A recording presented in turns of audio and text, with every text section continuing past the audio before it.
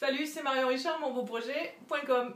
Bienvenue dans mon vlog formation de formateur. Une vidéo le lundi, une vidéo le mercredi et une vidéo le vendredi. Aujourd'hui, je te propose de parler des réseaux sociaux et de Facebook en particulier. Peut-être que dans ton métier, on n'a pas l'habitude de communiquer à l'extérieur parce que c'est très réglementé ou parce qu'il y a une grande confidentialité à avoir dans les échanges. Le témoignage de Fabienne, qui suit la formation de formateur avec moi, je t'invite à découvrir. Alors, je suis psychologue clinicienne et je travaille essentiellement dans un point écoute jeune qui se situe à Toulouse et qui accueille donc des jeunes de 12 à 30 ans. Je me suis créé une page Facebook avec mon nom et mon prénom en me disant bien que les gens qui me connaissent par le biais professionnel allaient à un moment donné me trouver.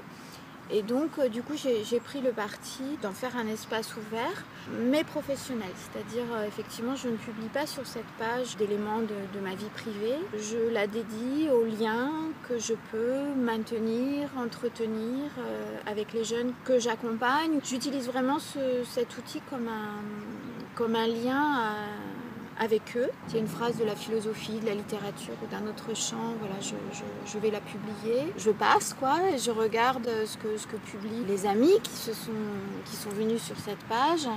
Des exemples récents, une jeune femme que j'accompagne depuis longtemps qui vient d'acheter un appartement et pour qui dans son histoire c'est pas rien d'avoir son chez-soi. Quand elle a publié sur son Facebook la clé, là, j'ai mis enfin chez vous et félicitations.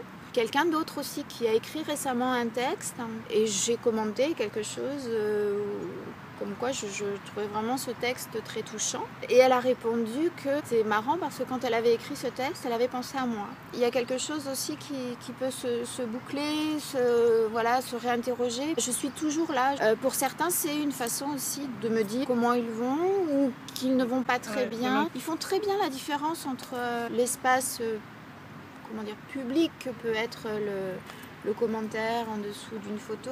Ils savent passer sur la messagerie privée et ça me permet de leur dire que ma porte est toujours ouverte.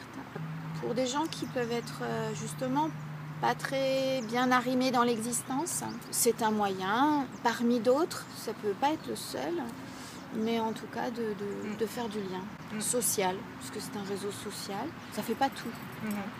Est-ce que je les accepte ou est-ce que je les rejette? Et comment vont-ils vivre le fait que je refuse une demande d'invitation? Tu n'as jamais eu à souffrir de gens très insistants? Pas du tout. Il y a quelque chose du côté du respect sans doute qui s'est instauré avec ces personnes. Il suffit de dire les choses. En tout cas, il faut les dire. Merci beaucoup Fabienne pour ce partage. Mais de rien, avec plaisir. Ciao, ciao. Fabienne fait partie de l'association de prévention du suicide. Il y a toutes les infos dans son Facebook. Je t'invite à aller la soutenir. À très bientôt, on grandit ensemble. Ciao.